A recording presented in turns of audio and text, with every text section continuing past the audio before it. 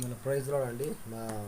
నాది ఇంకొక ఛానల్ ఉంది, జీసస్ మళ్ళా Jesus anointing deliverance prayer house. Jesus anointing deliverance prayer house. So దాంట్లో మీరు వాక్యం కూడా వినగలరు.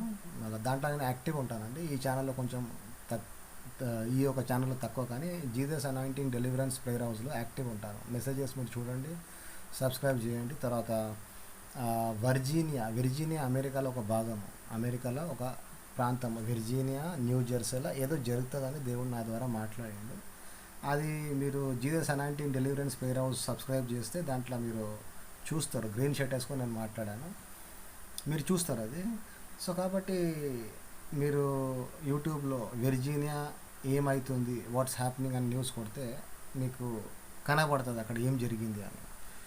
తర్వాత న్యూ జెర్సీలో కూడా ఏం జరిగిందని టైప్ చేస్తే మీకు తెలుస్తుంది. సో కాబట్టి చూడండి, దేవుడు మాట్లాడేది జరుగుతుంది. చాలామంది అంటారు అట్లా ఎట్లా అని. దేవుడు మాట్లాడతాడు. తన ప్రవక్తలకి చెప్పకుండా దేవుడు ఏది చేయడు. అంటే నువ్వు పెద్ద ప్రవక్తనా అంటే నేను కాదు, కానీ యేసయ్య నన్ను ప్రవక్తగా చేసిండు. సో దాన్ని బట్టి దేవుడిని స్తుతిస్తున్నాను. సో కాబట్టి ఈరోజు మీ స్థితి ఏదైనా కావచ్చు, కానీ దేవుడు ఒక మాట అంటుండు, యెహోవా కొరకు ఎదురు చూచువారు నూతన బలము పొందెదరు, వారు పక్షి రాజు వల్లే రెక్కలు చాపి పైకి ఎగిరెదరు. So whatever your situation is, pray. మళ్ళీ ఎదురు చూడడం అంటే ఎట్లా? ప్రార్థన గదిలో ఎదురు చూడండి, స్తుతి ఆరాధనలో ఎదురు చూడండి, వాక్య ధ్యానంలో ఎదురు చూడండి. ఈ విధంగా మీరు ఆలోచన చేసుకోకుండా, టెన్షన్ వెళ్ళకుండా, సమస్యల వైపు చూడకుండా, కేవలం మీ మైండ్ స్తుతి ఆరాధన, వాక్యం ఫస్ట్. ఎందుకంటే వాక్యమే దేవుడు. వాక్యం చదివినాక దాన్ని ధ్యానించాలి. అన్నం నోట్లో పెట్టుకున్నాక ఏం చేస్తారంటే నమలాలి. మింగేస్తే ప్రాబ్లం అవుతుంది.